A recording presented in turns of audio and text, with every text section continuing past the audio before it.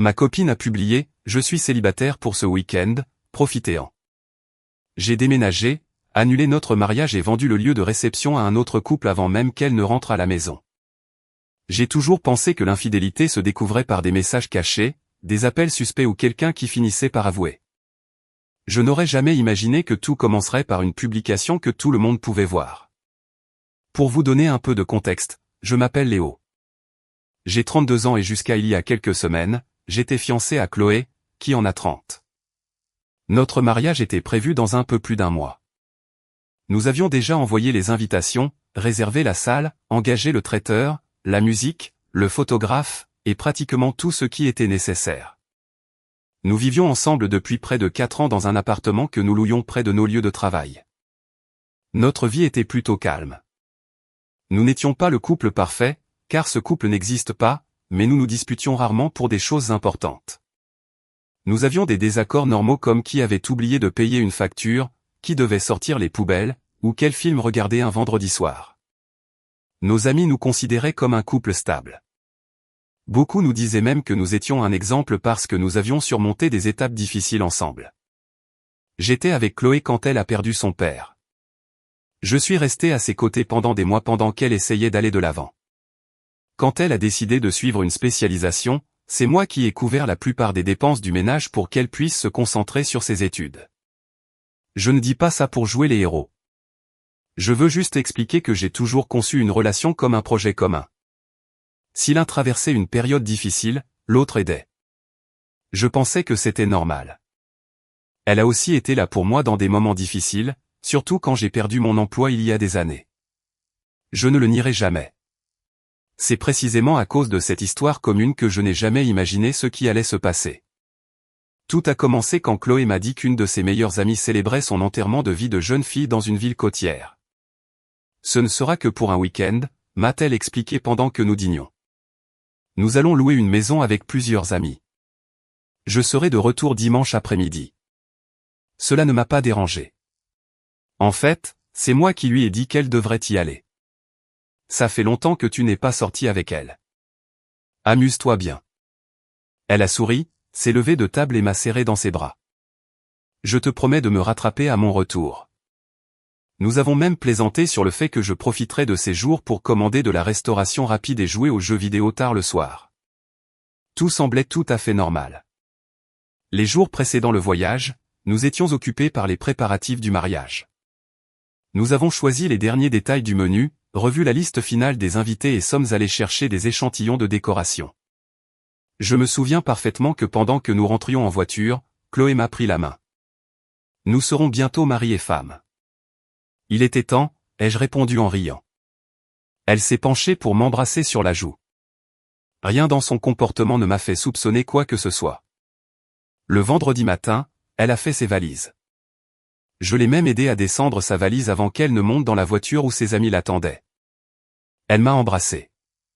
Tu vas me manquer. Ce ne sont que 2 jours, je sais, mais quand même.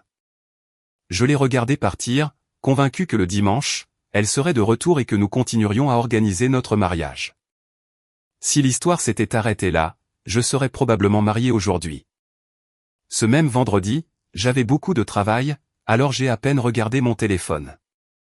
Vers 19h, alors que j'attendais ma commande pour le dîner, j'ai reçu un message de mon ami Marc. Il disait juste « J'espère que c'est une blague ». Je ne comprenais pas ce qu'il voulait dire. J'ai répondu par un point d'interrogation. En moins d'1 minute, il m'a envoyé une capture d'écran. Il m'a fallu plusieurs secondes pour comprendre ce que je voyais. C'était une publication faite depuis le compte officiel de Chloé. Pas une story qui disparaît après 24 heures, pas un message privé, une publication visible par tous ses contacts. Au-dessus d'une photo où elle apparaissait souriante avec plusieurs amis, elle avait écrit une énorme phrase. « Je suis célibataire juste pour ce week-end. Profitez-en. » Je suis resté figé. J'ai pensé que c'était un montage. Puis j'ai imaginé que quelqu'un avait piraté son compte. J'ai même envisagé que ce pourrait être une sorte de défi absurde entre amis, mais il y avait des dizaines de commentaires. Certains étaient de simples émojis qui rient. D'autres disaient des choses comme « c'est ça l'esprit. Profite en tant que tu peux. » Ne laisse rien en suspens. Et plusieurs hommes répondaient directement avec des blagues ou des sous-entendus. Le pire, c'est de découvrir que la publication était en ligne depuis près de 2 heures. 2 heures. Ce n'était pas quelque chose qu'elle avait supprimé immédiatement après avoir réalisé l'erreur. C'était toujours publié. Je suis allé directement sur son profil. C'était là, visible, comme si de rien n'était. J'ai senti un nœud dans mon estomac. Je ne savais pas si j'étais en colère, triste ou simplement confus. Je lui ai écrit immédiatement. Que signifie cette publication? Le message a été délivré. Elle n'a jamais répondu. J'ai attendu 5 minutes, 10, 15, rien. J'ai pensé qu'elle était peut-être occupée. J'ai essayé de l'appeler. Elle a rejeté l'appel. Cela m'a beaucoup plus inquiété que la publication. 5 minutes plus tard, j'ai rappelé. Cette fois, ça a sonné jusqu'à la messagerie vocale. J'ai appelé une 3e fois. Le téléphone semblait éteint. J'ai fixé l'écran pendant plusieurs secondes. Puis d'autres messages ont commencé à arriver. Ce n'étaient pas des gens qui demandaient si tout allait bien. C'étaient des connaissances qui m'envoyaient des captures d'écran de la publication. Certains demandaient si c'était une blague d'enterrement de vie de jeune fille. D'autres écrivaient « As-tu vu ce que Chloé a publié ?» Chaque nouvelle notification me faisait sentir plus honteux. Pas pour ce que j'avais fait, mais parce que des dizaines de personnes voyaient ma fiancée annoncer publiquement qu'elle était célibataire pour un week-end. Marc m'a réécrit « Elle s'est fait pirater ?» J'ai répondu « Honnêtement, je ne sais pas. » C'était la vérité. Je ne savais absolument rien. J'ai essayé de me convaincre qu'il devait y avoir une explication logique. Peut-être qu'une amie lui avait pris son téléphone. Peut-être qu'elle jouait. Peut-être que c'était un pari stupide. Mais il y avait quelque chose qui ne collait pas. Si quelqu'un avait publié ça depuis son compte sans sa permission, Chloé l'aurait supprimé immédiatement. Au lieu de cela, la publication était toujours là avec de nouveaux commentaires, de nouveaux « j'aime », et elle ne faisait absolument rien. À 21 heures, j'ai décidé de lui écrire à nouveau. J'ai besoin que tu m'appelles. Pas de réponse. Une demi-heure plus tard, j'ai écrit « Dis-moi juste si tout va bien ». Elle n'a pas répondu à ça non plus. J'ai commencé à m'inquiéter sérieusement, non seulement à propos de la publication, mais aussi parce que je ne savais pas si elle allait bien physiquement. J'ai essayé d'appeler une de ses amies, Danielle. Elle n'a pas répondu. Une autre non plus. C'était comme si elles avaient toutes disparu. Peu avant 23 heures, j'ai reçu un message d'un numéro inconnu. J'ai pensé que c'était peut-être Chloé qui utilisait un autre téléphone, mais ce n'était pas le cas. C'était un de ses collègues de travail. Désolé de t'écrire, mais plusieurs d'entre nous ont vu la publication. J'espère que c'est une blague. Même son environnement de travail n'a pas tardé à le savoir. C'est à ce moment-là que j'ai compris l'ampleur du problème. Ce n'était plus une affaire privée. C'était une humiliation publique. Je n'ai pas pu dormir. Chaque fois que je fermais les yeux, j'imaginais des gens lisant cette phrase et se demandant quel genre de relation nous avions. À 2 heures du matin, j'ai rouvert la publication. Elle était toujours là. Et puis j'ai vu quelque chose qui a finalement brisé le peu qui me restait. Chloé venait de répondre avec un emoji qui rit à l'un des commentaires. Cela signifiait qu'elle avait son téléphone en main, qu'elle voyait les notifications, et pourtant elle avait décidé d'ignorer tous mes messages. Je n'ai pas dormi de la nuit. En regardant le plafond de l'appartement, j'ai compris quelque chose que beaucoup considéreraient probablement comme une réaction excessive, mais je ne le voyais pas de cette façon. Pour moi, le problème n'était pas seulement cette publication. C'était tout ce qui a suivi. Je lui ai écrit. Je l'ai appelée plusieurs fois. Je lui ai donné des occasions de s'expliquer et elle a choisi de m'ignorer. C'est ce qui m'a finalement convaincu. J'ai toujours été une personne qui croit que les actes parlent beaucoup plus que les mots. Si quelqu'un est prêt à vous laisser dans l'incertitude pendant des heures alors que le monde entier voit une publication humiliante, cette personne a déjà pris une décision. Elle ne vous l'a juste pas encore communiquée. Alors, j'ai décidé de prendre la mienne.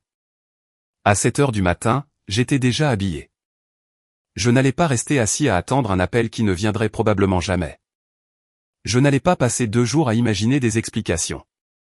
Je n'allais pas me disputer par message.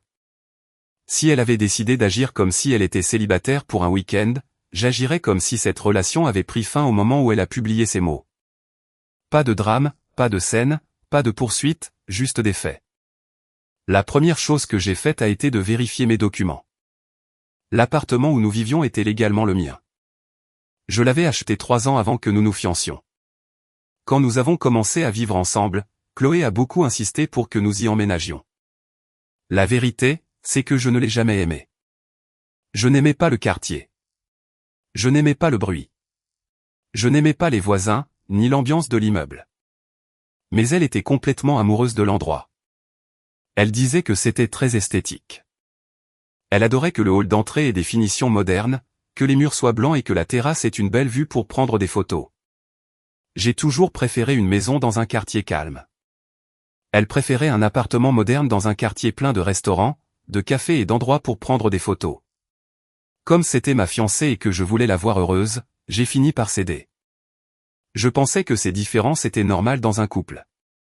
Maintenant, je réalisais que, du moins pour moi, cela n'avait plus de sens de garder un endroit que je n'avais jamais aimé. J'ai ouvert mon ordinateur, cherché des photos que j'avais sauvegardées de l'appartement et préparé une annonce. Je n'ai pas essayé de gagner de l'argent. Je ne voulais pas spéculer. Je voulais juste clore ce chapitre le plus rapidement possible. J'ai mis l'appartement en vente au prix exact qu'il m'avait coûté quand je l'ai acheté. Pas un centime de plus, pas un centime de moins. Je savais parfaitement que c'était en dessous de la valeur actuelle du marché, mais je m'en fichais. La seule chose que je voulais, c'était de partir de là. Je pensais que ça prendrait des semaines à vendre. J'avais tort. Moins de 2 heures plus tard, j'ai reçu un appel. Un homme m'a dit qu'il cherchait un appartement dans cet immeuble depuis un moment. Il avait vu mon annonce. Il était surpris par le prix. Il voulait le voir immédiatement. J'ai accepté. 1 heure plus tard, il visitait l'appartement. L'homme a à peine posé de questions. Il a regardé chaque pièce, examiné les documents, puis m'a dit quelque chose dont je me souviens encore. Si tout est en ordre, je l'achète aujourd'hui. Il n'a même pas essayé de négocier. Nous avons signé un compromis de vente pendant que le reste du processus juridique commençait. Il m'a donné la compte. Je lui ai donné les clés pour qu'il puisse commencer les procédures correspondantes. Tout s'est passé si vite que ça semblait irréel. Quand l'acheteur est parti, j'étais seul dans l'appartement. J'ai regardé autour de moi.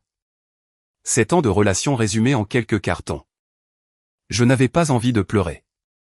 Je ressentais juste une énorme fatigue. J'ai commencé à emballer uniquement mes affaires. Mes vêtements, mon ordinateur, mes documents, mes outils, mes livres, mes souvenirs de famille. Tout ce que j'avais acheté avant de la rencontrer ou que je pouvais prouver être à moi. Les affaires de Chloé sont restées exactement là où elles étaient. Je n'ai rien cassé. Je n'ai rien caché. Je n'ai rien pris qui n'était pas à moi. J'ai simplement rassemblé mes biens. Pendant plusieurs heures, j'ai transporté des cartons dans ma voiture. Personne dans l'immeuble ne comprenait ce qui se passait. Un voisin m'a même demandé si je déménageais. J'ai juste répondu oui. Je n'avais pas envie d'expliquer quoi que ce soit. Quand j'ai eu fini, l'appartement semblait étrange. Les meubles que nous avions choisis ensemble étaient toujours là. Les tableaux décoratifs, les plantes, les rideaux étaient toujours là, mais il n'y avait plus rien qui me semblait appartenir. Avant de fermer la porte pour la dernière fois, j'ai pris une profonde inspiration. J'ai pensé au nombre de fois où je m'étais imaginé partir de là habillé en mariée pour me rendre à notre mariage. Au lieu de ça, je partais seul, et curieusement, je ressentais plus de paix que de tristesse. J'ai conduit directement chez ma mère. Elle a ouvert la porte, surprise. Que s'est-il passé? Elle a regardé la voiture pleine de cartons. Il n'a pas fallu grand-chose pour dire « Je peux rester quelques jours ?» Ma mère a seulement répondu « Bien sûr ». Elle n'a posé aucune question à ce moment-là. Je pense qu'elle a vu mon visage et a compris que ce n'était pas le moment. Elle m'a aidé à monter les cartons, a fait du café et m'a laissé seul pendant plusieurs heures. Ce silence était exactement ce dont j'avais besoin. Plus tard, j'ai décidé que j'achèterais une autre propriété à l'avenir, une maison, pas un appartement, et certainement pas dans ce quartier. Mais ça pouvait attendre. Il y avait un problème beaucoup plus urgent, le mariage. C'était dans un peu plus d'une semaine. Tout était engagé. Le lieu, la nourriture, la musique, le photographe, les décorations, l'officiant, les fleurs, le transport, les cadeaux pour les invités. Pratiquement tout était payé. Si j'annulais tout, je perdrais une énorme somme d'argent. J'ai appelé plusieurs fournisseurs un par un. La réponse était pratiquement la même. Nous sommes désolés, mais nous sommes déjà dans une période non remboursable. Certains ont accepté de rembourser un petit pourcentage, d'autres absolument rien. J'ai raccroché, frustré.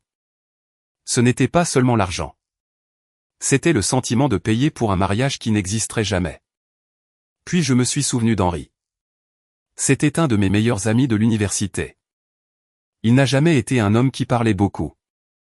C'était une de ces personnes qui résolvaient les problèmes avant de poser des questions.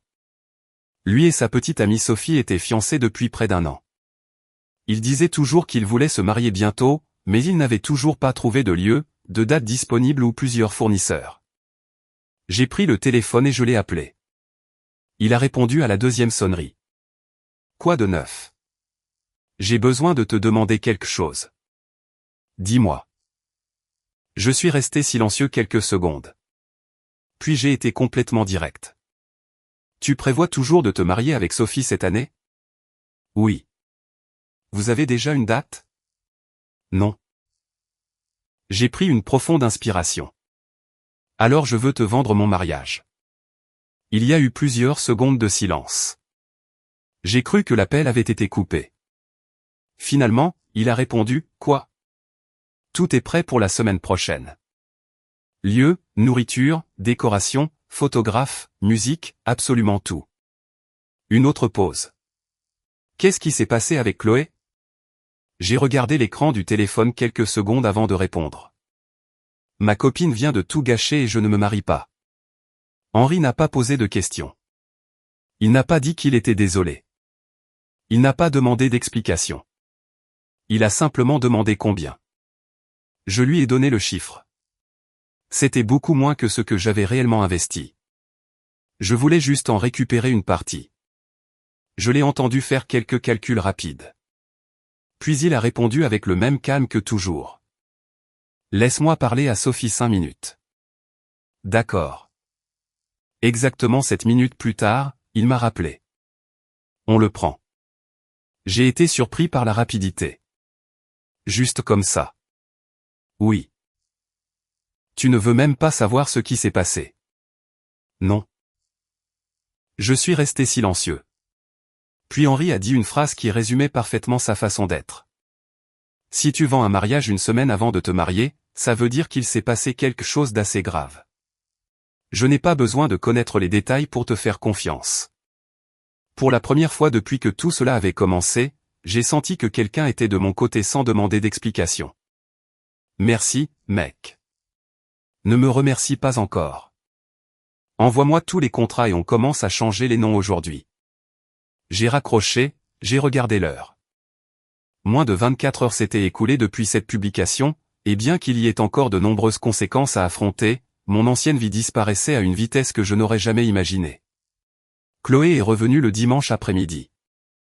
J'ai tout appris plus tard parce que, évidemment, je n'étais pas là pour le voir. Selon ce que l'acheteur de l'appartement m'a dit des semaines plus tard, elle est arrivée avec 2 valises, est entrée dans l'immeuble avec un calme total et est montée à l'étage où nous avions vécu. Elle a essayé d'ouvrir la porte, mais la clé ne fonctionnait plus. Elle a pensé que la serrure était endommagée. Elle a essayé à nouveau plusieurs fois. Rien. C'est alors qu'un nouveau propriétaire a ouvert la porte de l'intérieur. Chloé était complètement confuse. Je suis désolé. Je pense que vous vous êtes trompé d'appartement. L'homme a répondu avec un calme total. Non, j'ai acheté cet appartement il y a 2 jours. Elle a laissé échapper un petit rire. Très drôle. Appelez Léo. Je ne connais aucun Léo. L'ancien propriétaire m'a dit que quelqu'un pourrait passer pour quelques affaires. Si vous êtes Chloé, il m'a demandé de vous dire que vous avez une semaine pour retirer toutes vos affaires avant qu'il n'engage la procédure légale correspondante. Elle, d'après ce qu'on m'a dit, a cru que c'était une blague. Puis elle a appelé le gérant de l'immeuble. Le gérant a confirmé exactement la même chose. La propriété avait légalement changé de propriétaire. Ce n'était plus à nous, ni même à moi, et encore moins à elle. Puis elle a appelé l'organisatrice de mariage et là, elle a reçu le deuxième coup. L'organisatrice a expliqué que l'événement était toujours d'actualité, mais qu'il n'était plus pour nous. Elle gérait maintenant les derniers détails du mariage d'Henri et Sophie. C'est à ce moment-là qu'elle a commencé à m'appeler. Mon téléphone a sonné une fois. L'écran affichait son nom. Je n'ai pas répondu. Elle a rappelé. Je n'ai pas répondu non plus. Une troisième fois, j'ai laissé sonner jusqu'à la fin. C'était drôle pour moi. 2 jours avant, j'avais fait exactement la même chose. La différence, c'est que j'appelais pour chercher une explication. Elle appelait parce que les conséquences étaient déjà là. 5 minutes plus tard, un autre appel est arrivé. Numéro inconnu. J'ai pensé que c'était peut-être un fournisseur lié au mariage ou une affaire en suspens. J'ai répondu allô. De l'autre côté, j'ai entendu la voix de Chloé. Elle n'a pas dit bonjour. Elle n'a pas demandé comment j'allais. Elle n'a pas essayé d'expliquer. La première chose qu'elle a dite en criant, c'est « Eh, idiot. Qu'est-ce que tu as fait ?» Je suis resté silencieux. Elle a continué, « Pourquoi un crétin me dit de sortir mes affaires de mon appartement et que j'ai une semaine parce qu'il l'a soi-disant acheté ? Et pourquoi cette stupide organisatrice de mariage me dit qu'elle organise maintenant le mariage d'Henri et Sophie ? » J'ai attendu quelques secondes avant de répondre. Ma voix était parfaitement calme. Je suppose que ton week-end de célibataire a été prolongé indéfiniment. Il y a eu quelques secondes de silence. Puis elle a commencé à pleurer. Entre les sanglots, elle a crié à nouveau. « Tu ne peux pas me faire ça. » « Si, je peux. C'était notre appartement. C'était mon appartement. Je l'ai entendu respirer lourdement. Tu n'as pas le droit. Je l'ai acheté des années avant que nous nous fiancions. Il n'est qu'à mon nom. Tout comme je l'ai acheté, j'ai décidé de le vendre. Elle a commencé à parler de plus en plus vite, mais nous n'avons même pas parlé. Je n'ai pas pu m'empêcher de répondre. Je voulais le faire. Je t'ai écrit. Je t'ai appelé plusieurs fois. Tu as décidé de m'ignorer. Maintenant, j'ai simplement fait la même chose. J'ai entendu un autre silence, cette fois plus long. Puis elle a de nouveau haussé la voix. C'était une blague. Une blague que tu as laissé publier pendant des heures. Elle n'a pas répondu. Une blague à laquelle tu as répondu avec un emoji qui rit. Elle ne répondait toujours pas. Une blague pendant que tu ignorais tous mes appels. Elle s'est remise à pleurer. Laisse-moi t'expliquer. Non, Léo, s'il te plaît. Il n'y a plus besoin d'aucune explication. Son ton a changé. Il est passé des pleurs à la colère. Tu es un salaud.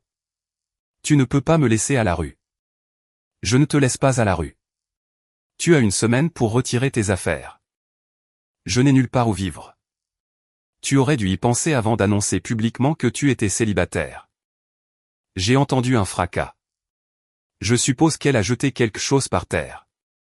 Puis elle a hurlé, presque à bout de souffle. Et le mariage ? Je l'ai vendu à Henri. Il y a eu un autre silence. Cette fois d'une incrédulité absolue. Quoi ? Il voulait se marier cette année. Moi, je ne voulais plus. Tu ne peux pas vendre un mariage. Bien sûr que je peux. Quand la plupart des contrats étaient à mon nom et que les fournisseurs ont accepté de faire le changement. Elle a pris une profonde inspiration, puis a dit quelque chose qui m'a presque fait rire. Mais j'ai investi dans ce mariage. Je n'ai pas pu m'empêcher de répondre avec ironie. Bien sûr, attends une seconde. Je vais t'envoyer tout de suite les 50 € que tu as investis pour choisir des invitations numériques sur Pinterest. De l'autre côté, il n'y a eu qu'un cri. Je te déteste, espèce de salaud. Je n'ai pas répondu à l'insulte. J'ai simplement dit la dernière chose qu'il me restait à dire. Profite de ta vie de célibataire et j'ai raccroché. Elle ne m'a pas rappelé de ce numéro. J'ai bloqué ce téléphone ainsi que les autres numéros depuis lesquels elle a tenté de me contacter les jours suivants. Je n'avais plus rien à dire. La relation était terminée pour moi à partir du moment où elle a décidé de rendre cette publication publique et surtout à partir du moment où elle a délibérément ignoré mes tentatives de lui parler. Le reste n'était que des conséquences. Au cours de cette semaine, j'ai terminé de régler les dernières procédures en suspens. J'ai récupéré une partie importante de l'argent grâce à Henri. Évidemment, j'ai beaucoup perdu. Il y avait des acomptes non remboursables et certains fournisseurs facturent des frais pour les changements de dernière minute, mais la perte était bien moindre que ce que j'aurais eu si j'avais tout annulé. Une semaine plus tard, j'ai assisté au mariage non pas en tant que marié, mais en tant qu'invité. C'était étrange d'entrer dans le même lieu que j'avais choisi pour mon propre mariage. J'ai reconnu les décorations, les fleurs, les lumières, même plusieurs chansons qui figuraient à l'origine sur notre liste. La différence, c'est que maintenant, tout appartenait à une autre histoire. Quand Henri m'a vu arriver, il m'a serré dans ses bras sans dire un seul mot. Puis il a souri, merci de nous avoir épargné des mois de planification. J'ai répondu avec un petit rire. Assurez-vous juste de bien en profiter. Et ils l'ont fait. C'était une cérémonie simple. On pouvait voir qu'ils étaient tous les deux heureux. En les regardant danser, j'ai compris que je ne ressentais ni envie ni tristesse. La seule chose que je ressentais était du soulagement. Le soulagement d'avoir découvert qui était vraiment la personne que j'allais épouser avant de signer un certificat de mariage. J'ai perdu de l'argent. J'ai perdu une relation de 7 ans. J'ai perdu des projets que j'avais construits depuis longtemps. Mais j'ai aussi évité de passer le reste de ma vie avec quelqu'un qui pensait pouvoir annoncer publiquement qu'elle était célibataire pour un week-end et s'attendre ensuite à ce que tout soit exactement pareil à son retour. Si quelqu'un me demandait aujourd'hui quelle a été la plus grosse dépense de toute cette histoire, je dirais que ce n'était pas les contrats perdus ou l'appartement vendu. C'était le prix à payer pour apprendre que parfois, une seule publication suffit à révéler qui vous avez vraiment à vos côtés.